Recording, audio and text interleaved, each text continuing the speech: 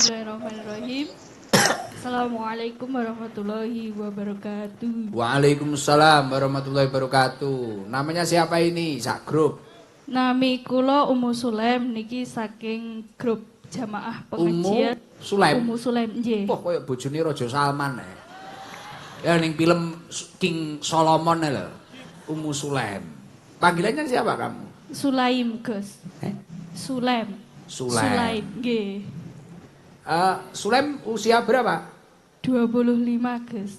Oh, sak badol. Sulaim rumahnya mana? Nawangan. Nawangan. Nawangan tinggi banget, Gus. Wah, lebih tinggi daripada ini. Nggih. Oh iya, sok pengajian ning kono ya mending ya. Daerah jurang. Nggih. Oh, banyak jurang ra sida lho. Ojo resiko, Pak. Sulaim kesini berapa menit? 2 jam, Gus. Niki wau saking Nawangan jam 2. Dugi mriki jam sekawan. 4:30. Berapa orang itu? 24 rombongan. Loh, Kalian ngintih sopir napa? 26. Elep kalih 1 bis. Ya 1 elep, Allah. 1 mobil, Gus. Kenapa kok jauh-jauh dari Nawangan sampai datang ke sini? Piye ngene ceritane sampai rombongan nih Sulaim? Niki Gus Idam lovers, Gus. Nderekaken ibu-ibu jamaah. Ya Allah, ini pertama kali kamu hadir langsung pertama kali? Mboten. Niki ibu-ibu sampun pernah sowan teng ngadap sengon, Gus. Ya Allah, di Pondok Blitar. Nggih. Apa sing disenengi? Niki nggih wonten ingkang madosi Mbah Mas Badol. Penasaran. Oh, Mas Badol, Nggih. Margono. Nggih niku nyan beto mboten napa. Ya Allah. Jadi ibu-ibu ini mengikuti. Biasanya nek teng griya teng live. Nggih, live streaming. Wah, datang pucuk mriku enten sinyal. Ada. Alhamdulillah. Ses Gus lancar Wah, sirahipun. sinyale ses. Nggih. Ngeten iki pripun rasane komentar ibu-ibu ketika hadir langsung lebih dekat. Ngeten niku wau pripun jagongane teng mriku. Niki adem ayem Gus, tentrem. Senang. Nggih. Mayoritas pekerjaannya apa di Nawangan? Niki bertani, berjualan, pedagang Gus. Tanine napa? Jagung. Nggih, janggelan, jagung, porang. Masya Allah. Nggih. Pun luar biasa. Wis kapan-kapan nek rono mengke dolan nek wedahan montor ae. Nggih, Gus. Pengajiane rada ning ngesor, ning dhuwur nek jurang kuwi mang teh maresiko ae dhewe. Nggih, cacah mlaku ae gampang kepleset tok. Lah repot.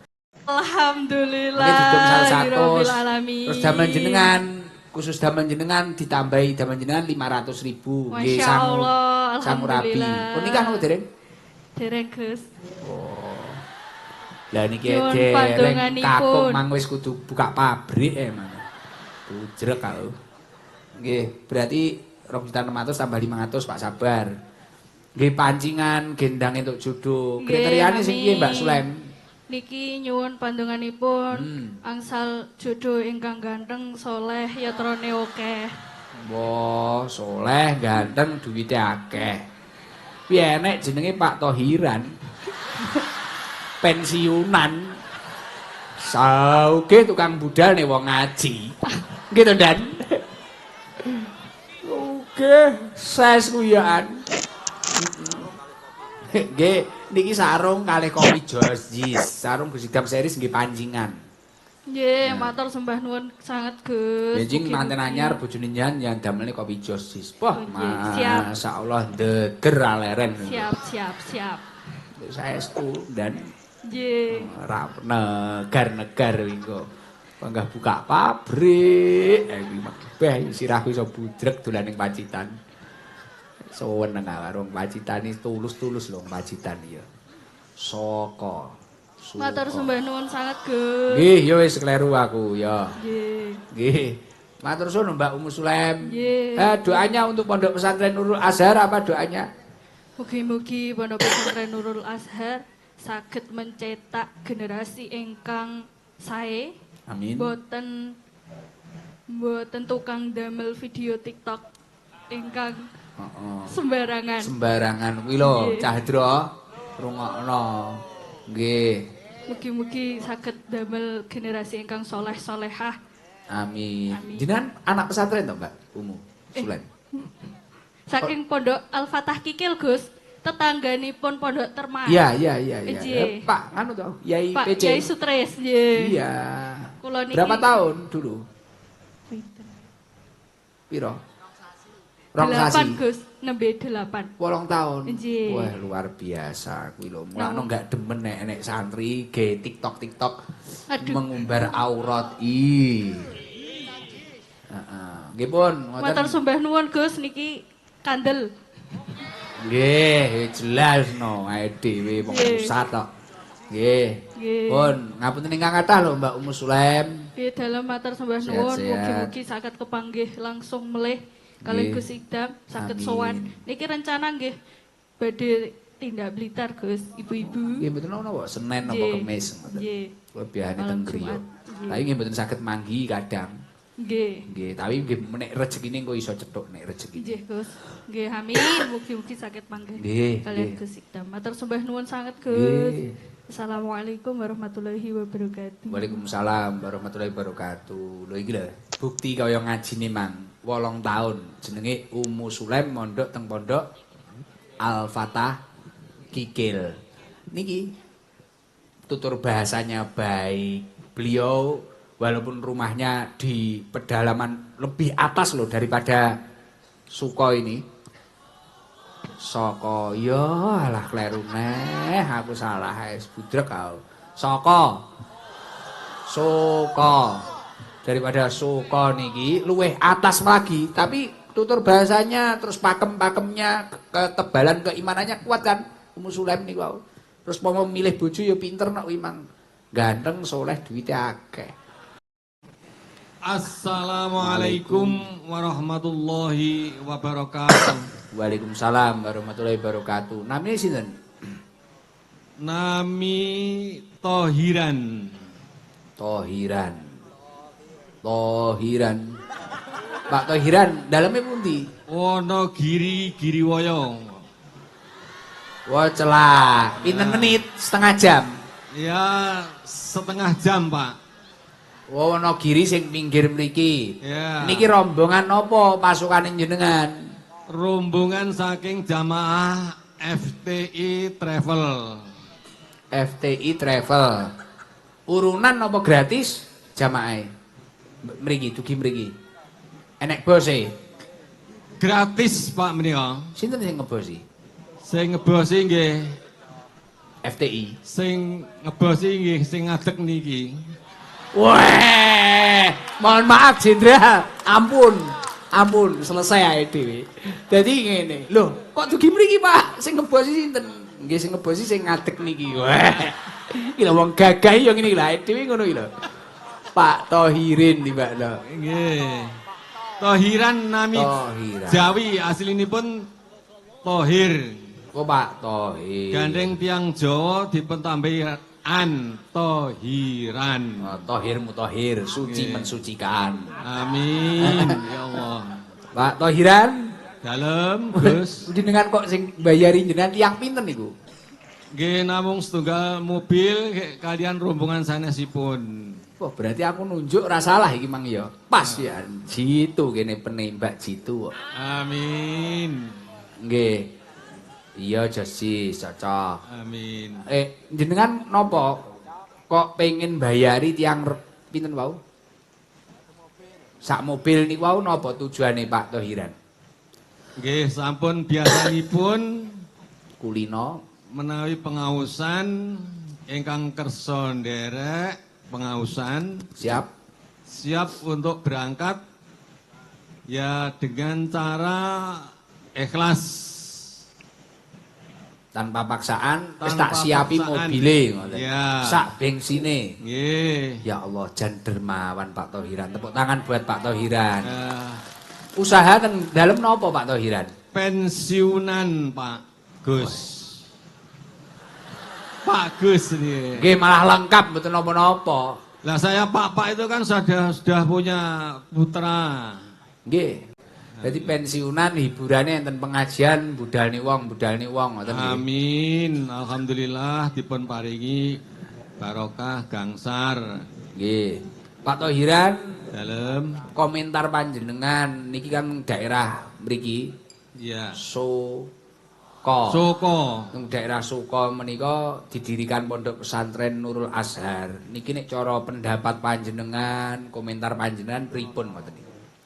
Menawi saking pendapat kula saha Nggih. rombongan saking pangausan ingkang rawuh wonten ing dalu punika ikut senang dan ikut bahagia Masya Allah. atas kesuksesannya Pak Kiai Haji Samsudin yang telah membuka pondok pesantren secara gratis. Masya Allah. Tepuk tangan buat Nurul Azhar.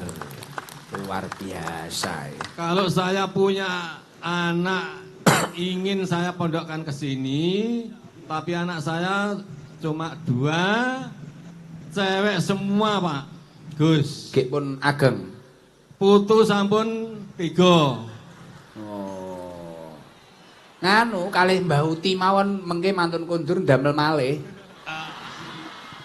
Mbah Uti niki pun boten saguh damel malih. Oh, pabrike tutup. Nggih. Siap, nggih pun kersane istirahat Mbah Uti, nggih.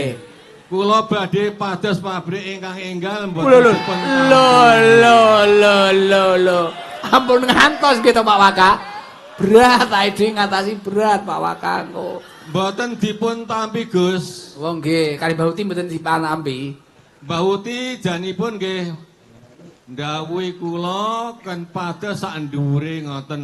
Weh, kon golek pabrik neh iki lho, no, kondang kakungmu iki ya. Niki menawi mboten pitados Mbah Uti nggih enten mriki. Oh nggih, jane kan pados sak ndure. Nggih, kula mboten kiyat nyembadani. Oh, tapi jane jenengan nggih tasik ses nggih, Kong. Nggih. Sok-sok ses, sok-sok sos. Waduh. Itin aku. Nuwun sewu Gus niki Nggih, kangge mboten napa-napa. tombo ngantuk nggih. Leres Ah, cocok iya, niku. iya, iya. Nek ditinggalin jenengan panjang ketawi sok yang mriki sosok ses, sosok sos. Oh, nggih. Amin. Jan, Jojis. Nggih, pangestune damel pondok Nurul Azhar. Amin. Niki nggih mboten jenengan artone pun kathah jane, tapi nyumanggaaken mengke damel napa, damel kas napa hadiah napa-napa. Nggih. Niki wonten nganu. Hadiah damel jenengan sarung Gusikdam series. Alhamdulillah. Nggih nyuwun sewu lho nganu Pak Thohiran. Nggih. Biasane nek damel sarung kula niki tambah ses Nah, ngoten. jas.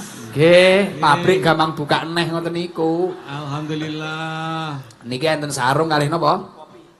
Kalih kopi Jojis. Amin. Nggih pangestune kopi kula niki. Amin ya rabbal alamin. Tanggal Dipun 8 paring benjing barokah. buka. Nggih.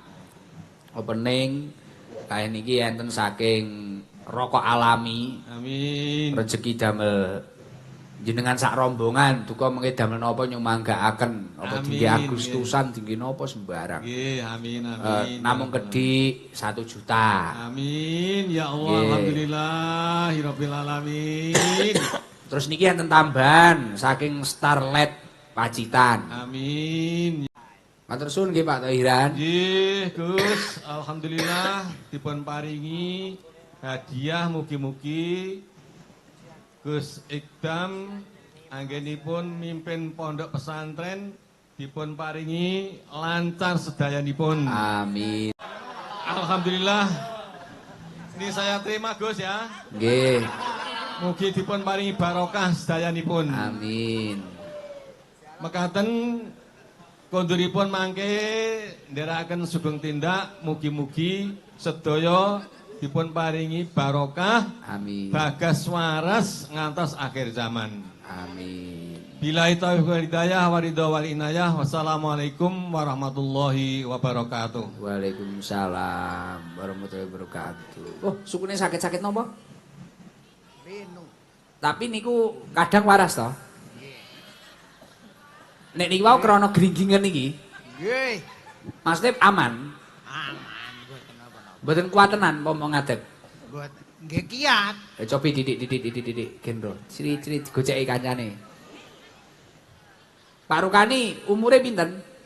Kula pun 7 dosa 1. 7 dosa 1. Pak Rukani, Dalem. jenengan desa mriki Nggih, aktivitasnya napa mawon? tani, Pak. Nanem napa? Nanem kadang-kadang telo, Nggih. pari, ngoten niku jago. Terus jenengan nganu Pak Rukani. Putrane pinten? Kalih, Garwa sehat? alhamdulillah sami kalan kula sukune nggih sakit. Bojone ya sukune sakit sak omah. Anake napa mawon aktivitasé yugane panjenengan? Nggih usaha Gus. Usahane napa? Bakul kelapa sing mantu kula. Wah, sukses. Terus tunggale. Sing setunggal iki tani. Oh. Nggih. Sik. Iki pas ora iki? Pas nggih. Pas. Pas niki Yai. Pak Rukani, jenengan pun nate teng Mekah. Dereng. Nyan tahun ngajeng teng Mekah kalih kula purun. Alhamdulillahirabbil alamin. Sing ngumrohne niki lho, kopi Jos Jis. Alhamdulillahirabbil alamin ya Allah. Purun. Purun napa Nggih. mboten? Tapi kula tanglet riyen kersa napa mboten? Purun. Purun, Gus. Purun. Pun nate napa dereng? Dereng. Niku wau Yai Samsudin sanjange nggih pun pas niki. Sing umrohne niki kopi Jos Jis. Nggih. Alhamdulillah. Om Rudi kali kawan-kawan menika. Mas Afrian. Nggih, insyaallah Juli tahun depan insyaallah, tapi mengke ningali infone mawon. Kersa? Inggih. Lah sukune pripun mengke nek umroh? Insyaallah sehat nggih. Alhamdulillah mugi-mugi sehat, Gus. Mungkin budale kek Blitar kalih kula mrika. Nggih. Mboten nyuwun gendong to. Tapi pripun jenengan wau maca napa? Mimpi napa? Kok iso entuk umroh iki? Mimpine mboten mimpi, Gus. Napa? Namung pengen sangat. Pengen napa? Pengen umroh. Wau Nggih. mosok to, Pak? Nggih. Jenengan biasane maca-maca napa ngoten mboten nggih? Mboten. Wis pokoke ora maca apa-apa. Mboten. Nek pengen umroh ngono ya. Dilalah nek malaikat liwat. Nggih, niki sing umrohne panjenengan kopi Jos Jis. Alhamdulillah. Pak Rudi kali Mas Afrian. Lah niki dungane panjenengan damel sing umrohne jenengan niku napa? Mugi-mugi Kopi Jos Jis. Kopi Jos Jis saged ngrembaka terus. Sik dibaleni, mugi-mugi. Mugi-mugi kopi Jos Jis saged ngrembaka terus. Nggih, matur suwun kopi Jos Jis. Matur sembah nuwun kopi Jos Jis. Kula sampun saged. Kula sampun saged umroh mugi-mugi tapi. Iya. Wong sik rung budal. Tapi insyaallah mengke kersane didata, nggih. Nggih. Kersane didata. Mosok doane namung niku mawon. Mboten enten lintune. Wong gemeter ngoten lho, Gus. Lah ndredege teng napa to Pak Rokani? Lah duka. Pokoke ndredak. Nggih. Beh engko sanake pipis. Anu Mboten niku aman nggih. Jadi dicekel, mboten usah dicekel. Duh, dicekel karo Pak Rokani. Budrek aku. Nggih. Tapi remen niki. Nggih. Niki pertama kali cenduk Gus Idam. nggih.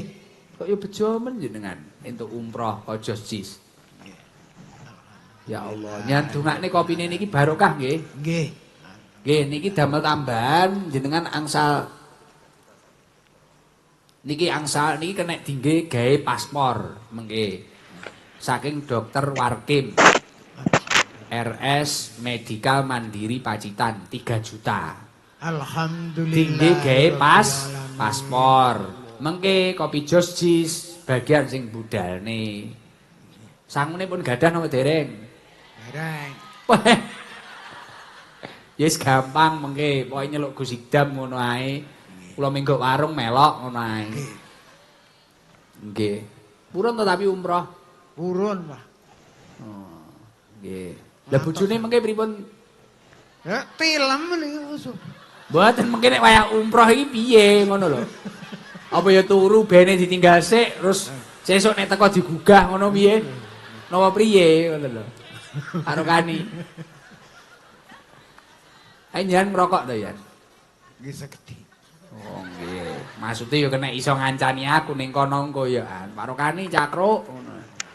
Nggih, ngoten. Dungane damel pondok Nurul Azhar napa Pak Rokani? Mugi-mugi Nurul Azhar saged to ngrembaka ngantos dangu sanget.